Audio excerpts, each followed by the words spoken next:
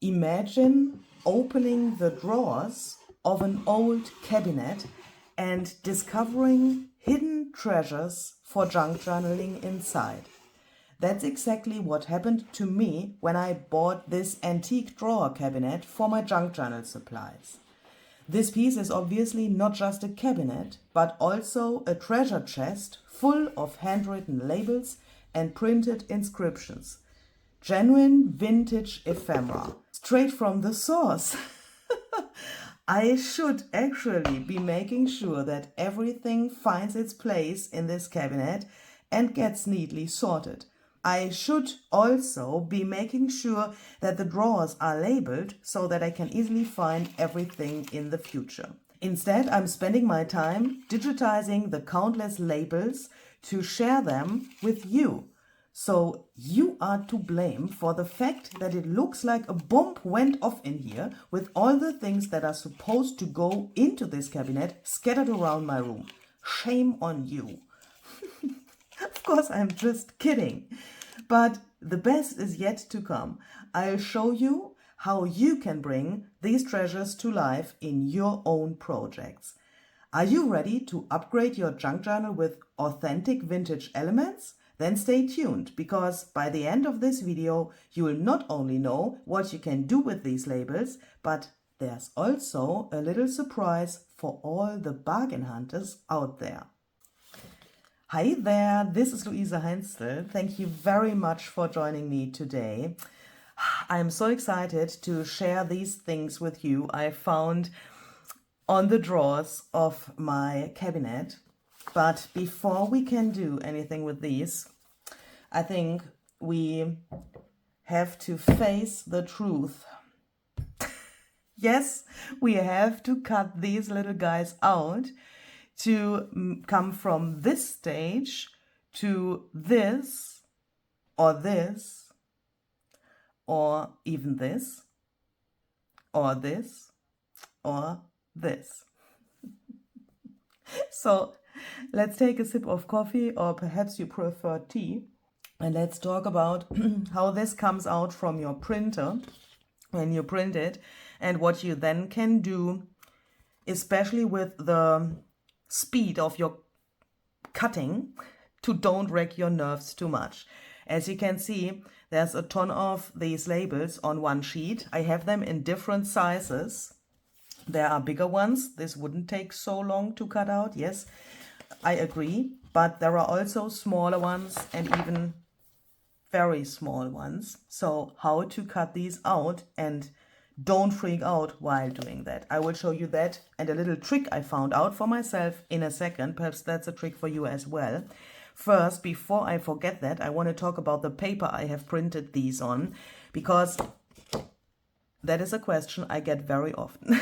So this is 200 GSM photo paper. I like to use 200 GSM because that is a nice weight for nearly everything. What do I mean by that?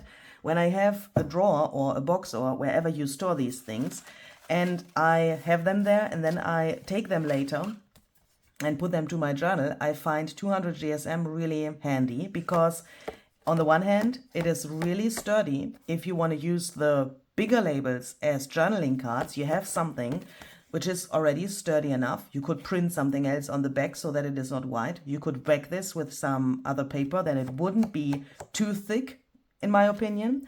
And this is really good for using them as journaling cards, or you could even take the smaller I'm so sorry.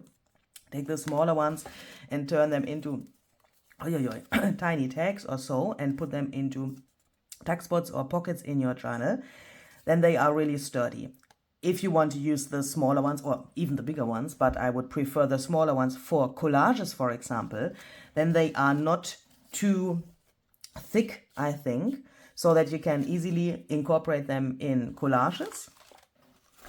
And yeah, that's the reason why I use 200 GSM to print these out. And of course, you could also print these to, for example, glossy photo paper. That could also look really cool. Or think about, for example, let's say overhead transparency, sticker paper, or whatever you have at hand, holographic vinyl paper, for example, golden sticker paper, or even vellum could be a great idea. Of course, you can try to print on different surfaces. For this video, I want to show you the basics I thought about when I made this. And yeah, of course, you can do your own thing, but I want to show you what I thought you could do first with these, that you have a stash of these labels, and then take that and do further things. But I wanted you to see how you could use these right from your printer without, like, you know, the need of a big amount of time or so, what you can do with them, like, in the first moment you get them, okay? And there will come some more videos in the future, what you could then do with what we made in this video. This isn't going to become a series or so. I will throw those videos into my schedule like randomly for the future, but I just wanted you to know that there will come more with this. So when I cut these out, I thought, what is the best thing and how could you do this relatively fast? I used some scissors. Of course, you could use a paper trimmer, but I found out that scissors in this case are better for me because I can cut more precisely when I use scissors, but you can try a paper trimmer as well. As you can see, I've already cut this whole edge off here, so that is the first thing I do. And now you could think I cut in here, so that I cut along here to get the first row of the labels off, but I don't do that. Instead, I cut here so that the labels, this row of labels is on the left of my scissors. That way I can exactly see where I cut, and I can exactly see that I am on the edge of the label. Even if I have this here still on the row, which has to be cut off, of course, as well. But if I would cut here, if I now want to cut here, then I can't see anymore where I cut, and then it can happen. Shall I do it? Yeah, it happened. Look, then it can happen that I get this really ugly white stuff there, and that I can't cut exactly along here. So what I do is I first cut everything into rows with this method, having my image on the left side of my scissors. This may sound a little bit weird when you are a person who cuts out tiny things every day and when this is not a problem for you, but I want also those people who have problems with cutting things out have some tips and tricks to do this easier. So if this is normal for you, perhaps you just want to skip this part of the video. We take this and turn this around, and now we can just cut along here with exactly the same idea behind, having the labels on the left of my scissors so that this goes really fast. And then if we want, already cut this off as well. And then we can do that with all of our rows. Now we have to cut these little corners here out. Of course, if this is already cut off, it's really easy because then you can just snip off these corners and you are done. But what about these little guys here? I like to either cut in here like so, first like this, and then like this, just for each of these little labels.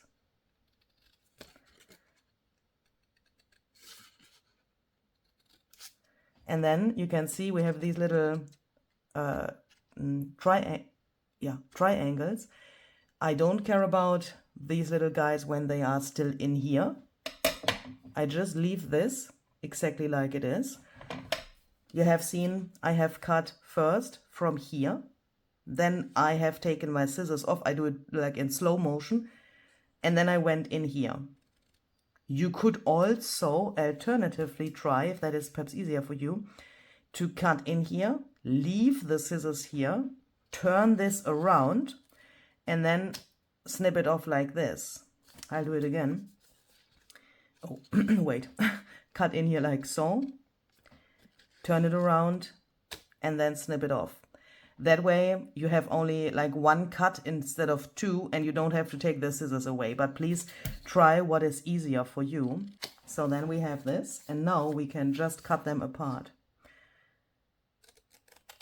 And here, for those little things, I ignore what I said in the beginning because I can handle it, to now cut even if the label is on the right side of my scissors instead of the left side. I have the feeling I can see it and it's precise enough. But if you are worried, oops, I forgot this, that you cut not straight or that you get white here or so, then you can also, of course, turn this around so that every time you cut, your label is on the left side of your scissors.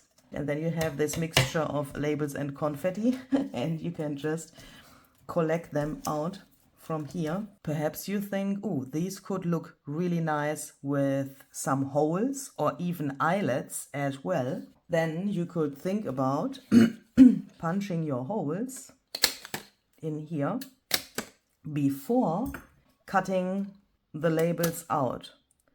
I find that really, really helpful to have this big thing in my hand and punch the things in here. Is this too big? Nope, it isn't. Or is it? Let's see. Oh no, that looks great. Let's do that. And if you're new to junk journaling and you think, ooh, I don't have things like this, different punches which make different sizes of holes or even different shapes like this, don't cry. You can also, of course, take what you have. Let's say you have only one single punch. Yeah, then please get creative and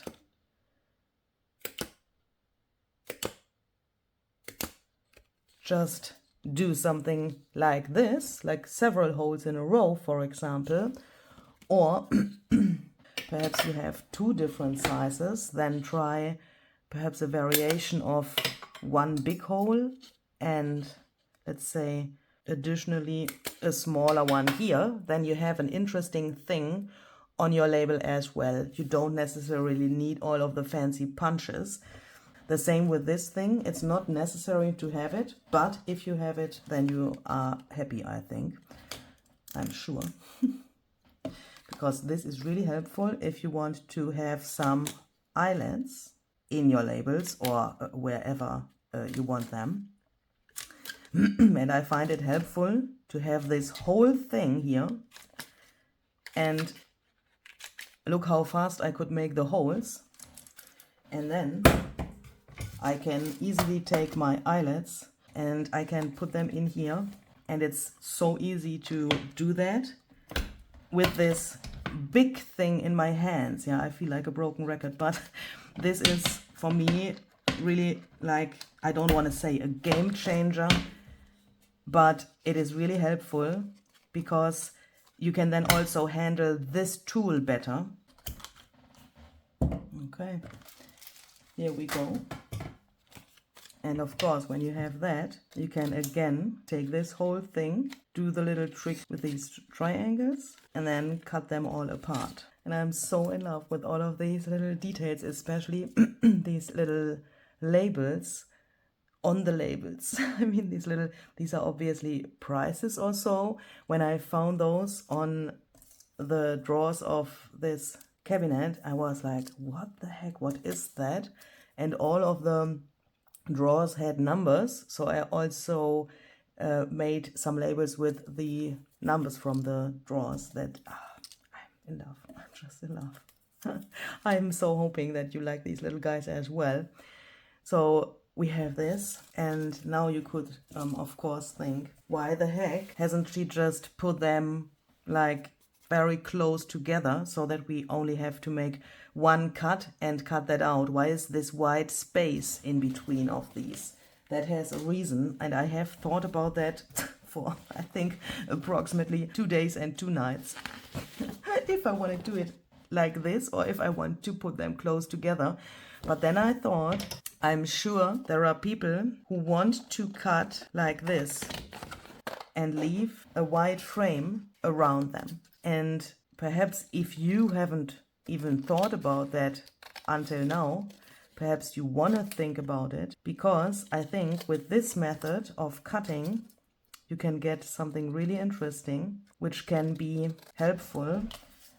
I will make a comparison. This is how we have cut them before without the white. But please look. Now you have 2 totally different things. And I thought it is helpful to have this space around. This looks, I think, way more new somehow for example, really like clean planners or bullet journals or so. This could be perhaps the better option than this. Perhaps you are also a person who likes fuzzy cutting flowers or animals or whatever with this white frame. Then a label like this could fit better to what you have fuzzy cut out. That is the reason why I did it like this. Perhaps you think I want to have a golden frame around my label, but I don't want to cover up the frame which is printed on here. Then you could just take a golden marker. Ooh. Well, do it a little more precisely than I did it here. But, you know, this way you can do this really fast on the one hand. You can do it in the color you want on the other hand. And you have a lot of space around here to decide for each label what you want to do. The printable has a ton of pages, as you can see, with different sizes, different proportions of the labels, but these pages are not all different. That means if you see these big labels, you will find them somewhere in a smaller scale as well. Ooh, that is coincidence. Here we go. For example, this here is this. Can you see that? So I wanted to have something where you have a really, really easy job to print this at home. Because I know when I print something out, I come back to my desk and I think, oh my goodness, this is way too big. So I have to go back to my printer and first to my computer and tell him that I want to have this in a smaller scale. And that is nerve-wracking. So yeah, when you can't imagine so well, here are the bigger ones. I wanted to show you some smaller ones as well. That can be really nerve-wracking when you are not so, for example, familiar with printing, or you don't have such a good idea. And that happens so often to me. When I look to my computer, then I can't imagine how big that will be on my paper. So I thought I do the job for you and put different sizes of these into one and the same printable. So that means that not every page is different. This, for example, you will get on a full sheet as well. This you will get on a full sheet as well. So this is basically 2 full sheets on one paper. And this was 4 sheets on one paper, and I filled it up here with some smaller things so that the paper is not wasted. Does that make sense? Here you can see it as well. This part is also available as a full sheet. This is available as a full sheet, and so on. And that gives you, of course, also the possibility to cut this like this and use this as a background for a journaling card, for example, 1/4 of the paper. You know what I mean? Possibilities, possibilities. But what I'm trying to say is the price for this printable, I think, is a really good deal, because I already did the job of resizing these things for you. But I wanted to mention that not every page is different. Please, if you check out the printable in my shop, have that in mind. Once we have cut these out, we already have a ton of nice things to play with, but of course we can jazz these up a little bit. First possibility to jazz them up is of course to take some ink. In this case this is pumice stone, but please use what you want. Even if the print looks already really vintage. I mean, what is this? This is from original vintage ephemera, and this is a scan. But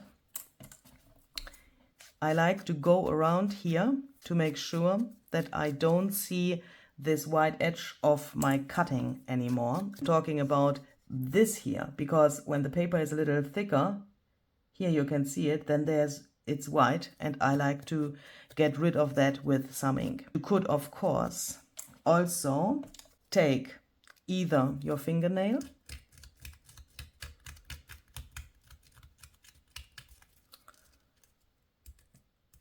and distress the labels with your fingernail, like so. Or if you don't like to use your fingernail, take some scissors. That is a really, I would say, really similar effect. This is the one I did with my fingernail, and this is the one I did with my scissors. As you can see, really similar. You could then say, okay, this is too white. Just take some ink, and you have this. Looks so cool. Of course, you could do this in other colors as well.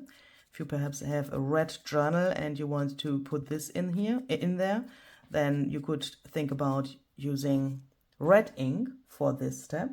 And I was just thinking, is it perhaps also possible, and I, to be honest, haven't tried that out before I started recording. Is it perhaps possible? I have two questions.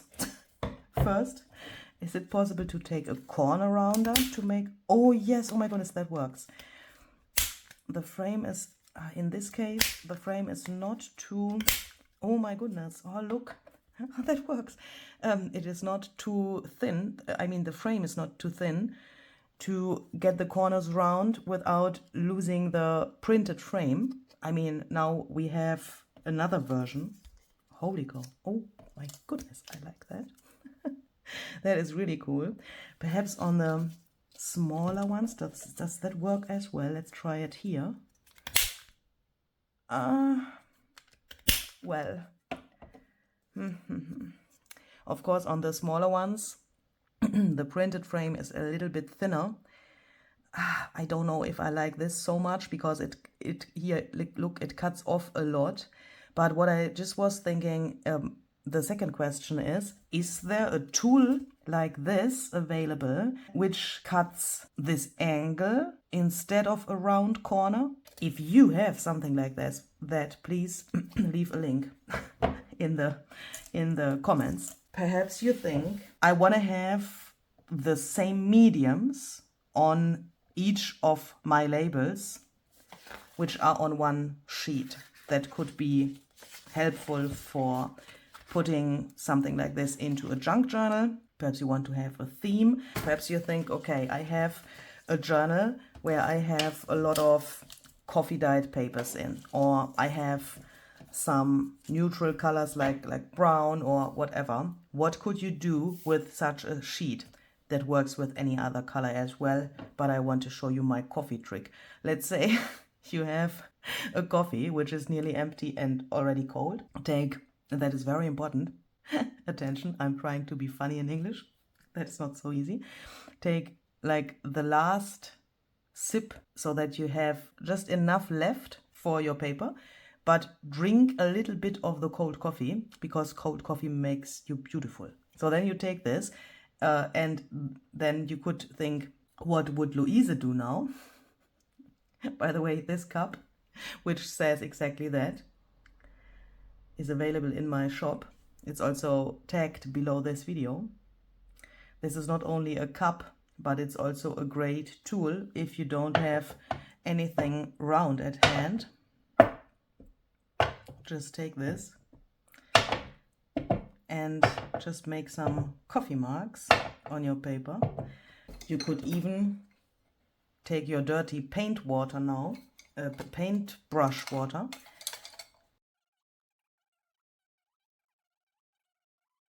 I will in a second put some more on here, but we will first let this air dry. Just thinking, I've already taken out some stamps and I want to choose a good size for showing you what I have in mind. And that is also a good thing with the different sizes here, because now I can think, okay, I want to have, for example, moths on my labels. So I can't change the size of my stamps. Of course, that is not possible, but I can choose the size of the labels so that the moths fit on here. And that is why I made the different sizes for you, so that you now can say, okay, I take this and I take my ink, and let's do like a weird example now. Let's say you have this and you take your moth. By the way, this is called Moth Study CMS 436 by Stampers Anonymous and Tim Holtz. And this is black archival ink, here, a black suit archival ink. Let's say you stamp this on here and you think, ooh, nice, but it's a little bit too big for the label, isn't it? So then you could say, instead of the need to go to your printer again and print this out in a different size, you can say, okay, I look through what I have already printed from the printable, and I take, for example, this sheet where the labels are bigger. And if I then take the same moth and stamp it here, suddenly it looks absolutely fantastic. And it has the right proportion compared to this. Hopefully you can see what I mean. So of course you could this way customize your labels and especially give them the theme you need for your journal. It could also look nice, and I do this here now like a little randomly because I want to show you different examples. It doesn't help if I stamp thousands of moths here because, you know, you have seen two. I want to take some butterflies as well. This is the set Flutter CMS 294 because I think it looks also really nice. Why am I? Oh, do you have that as well? I'm always taking this butterfly first. That is so weird. Take another one, Louise, because the others are beautiful as well. Ah. So let's say you have this, then of course you could also try to stamp it like this so that you have only this portion of the wings there.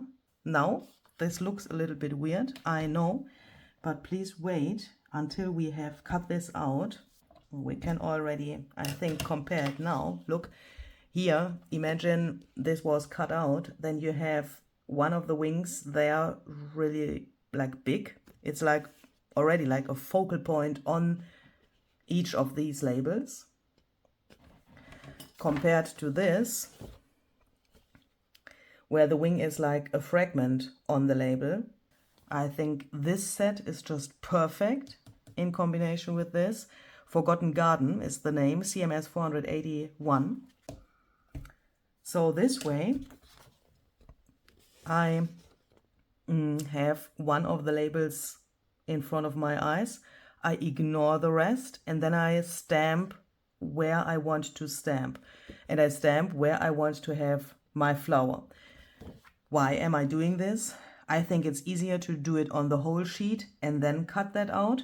Same reason like before. But another possibility would also be to ignore the single labels and just think, okay, I have this whole sheet and I take a way bigger stamp, which is obviously way too big for one of the labels.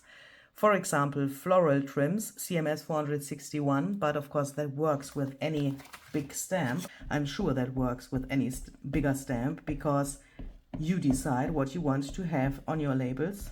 You decide what you want to have in your journal, but this way you can of course say, okay, I have a botanical journal, for example, and flowers would make sense.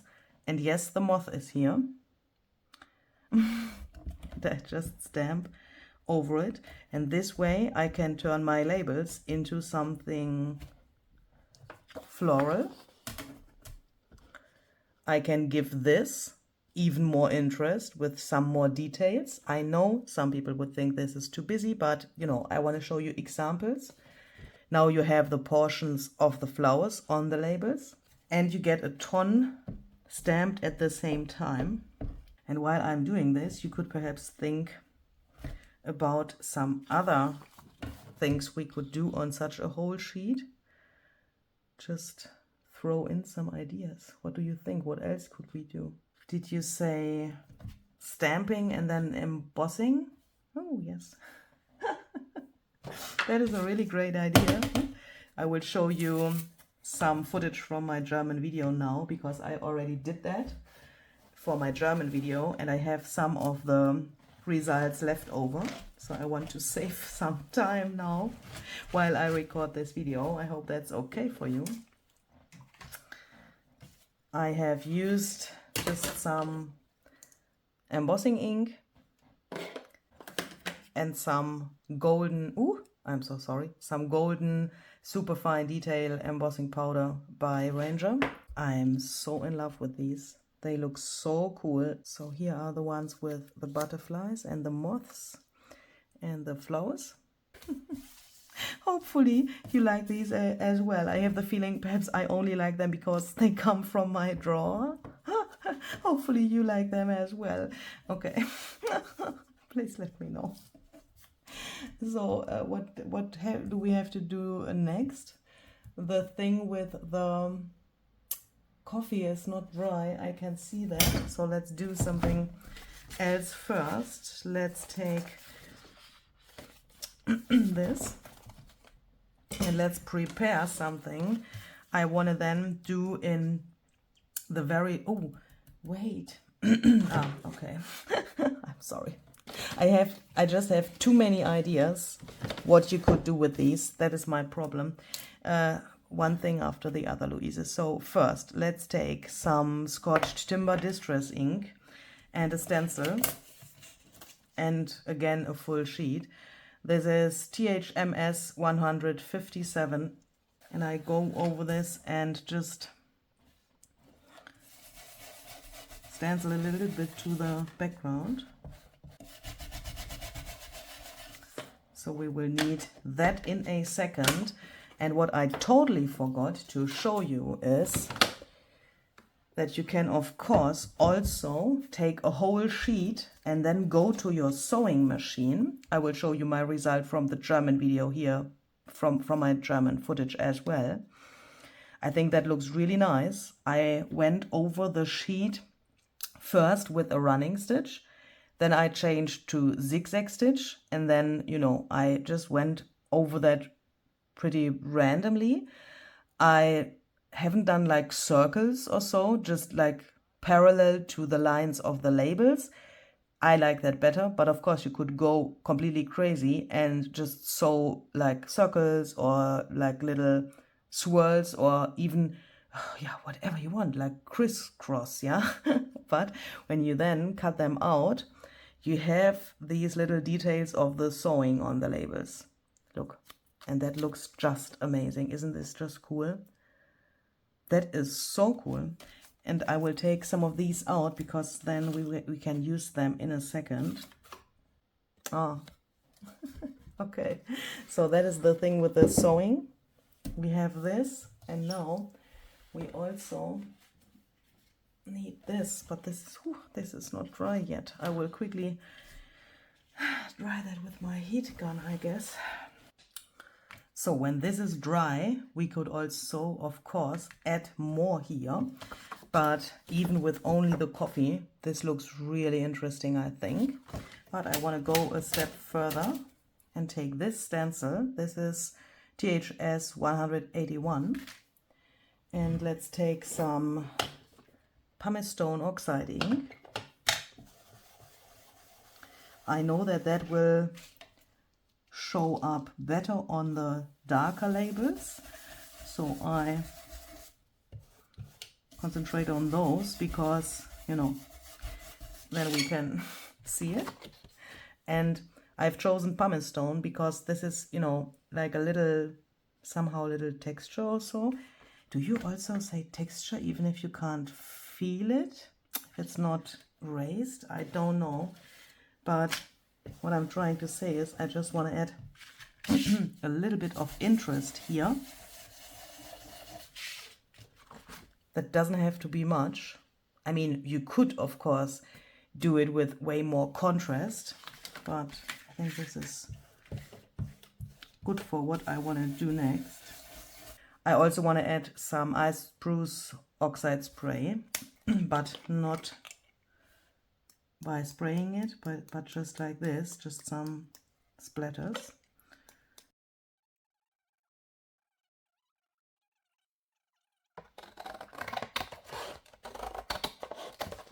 They are so cool. And they are so different.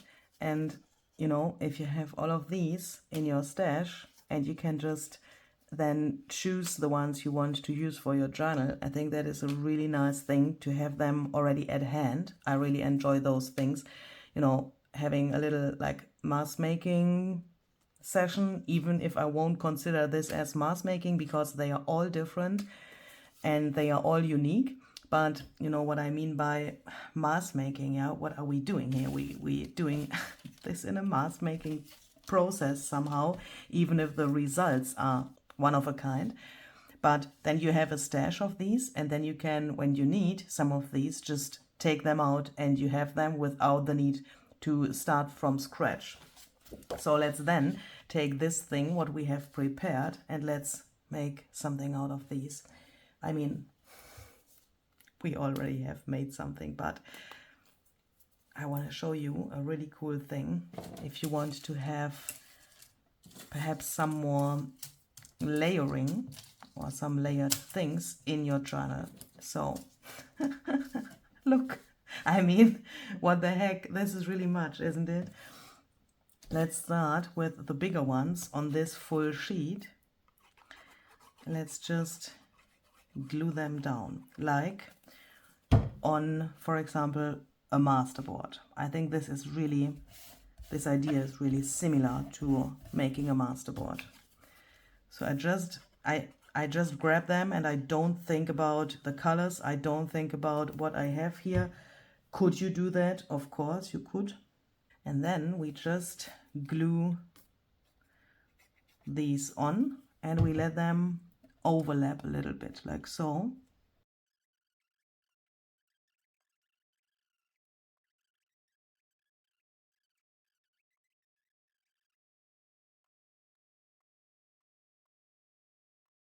And now I try to cut these out. And of course, we will come to areas where we have to make a decision, like here, for example, where the labels go over the frame of this. Now you could decide to cut it off like this, just where the red frame of the label is, but you could of course also use the chance to, let me take some smaller scissors, that is easier for me to do, to cut this out in this shape here. And then you will have a little tab on your label, and then you have this. Especially here where the corner is different to the other one here on the right. I like it really, really much. I like those irregular things. Then we have this from the cutting left over. And of course you could also say I want to keep the shape of the label. If you have problems to cut this edge, just take another one which you already have cut. Place it there as a template to get the right angle for the edge. And then you can, of course, bring it back into this original shape. What do we want there? I think I want to cut like this and like this. And this peeks out a lot, doesn't it? Let's see, it's perhaps a little bit too long for my taste.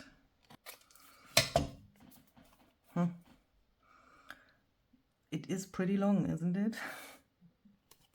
But of course we could either cut it shorter like this, and then it could make sense to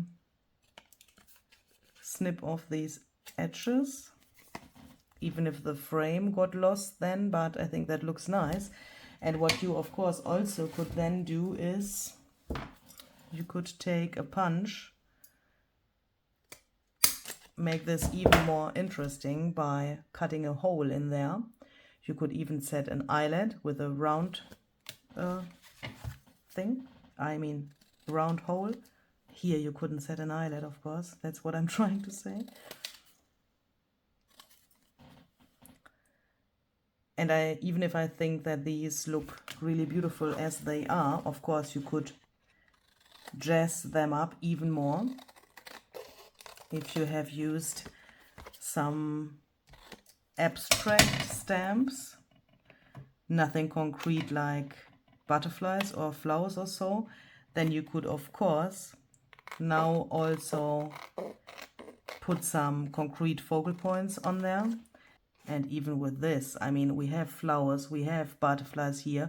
You can, of course, even with that, now add, for example, some die cuts or stickers. You could paint something on here, or you could fuzzy cut some flowers, birds, whatever from books. You could also go to your sewing machine with these now, add more sewing. I mean, more here isn't sewing yet, but you know what I mean. On some of, oh no, I have forgotten to use these when I glued them down. Oh my goodness, I will show you an example from the German video where I have sewing.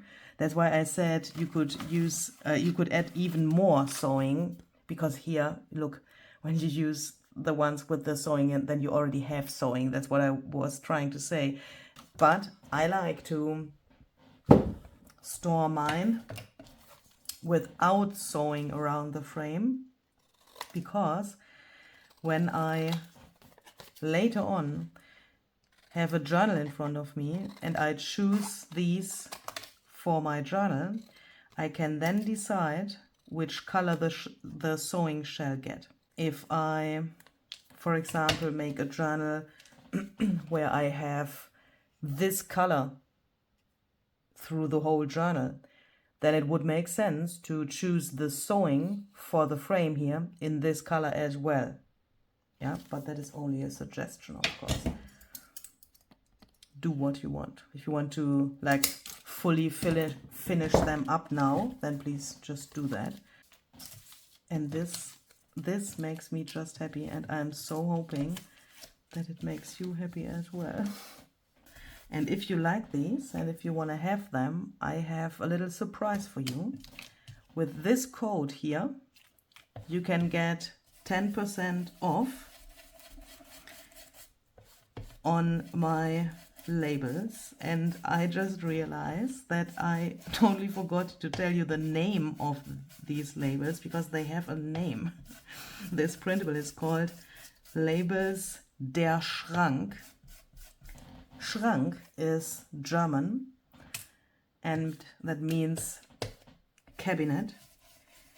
But I thought I'd give it the German name because some of my German junk journal friends, they wrecked my nerves by, I mean, in a really positive way, because they have been really curious and they have been interested in what I do with the cabinet. They always ask about the Schrank, yeah? So they said, what have you done with the Schrank? Yeah, so because it's Schrank in German. And I heard that word so often that I decided that I want to name that printable with a German word, even if I usually give my printables English names. So this is called Labels der Schrank.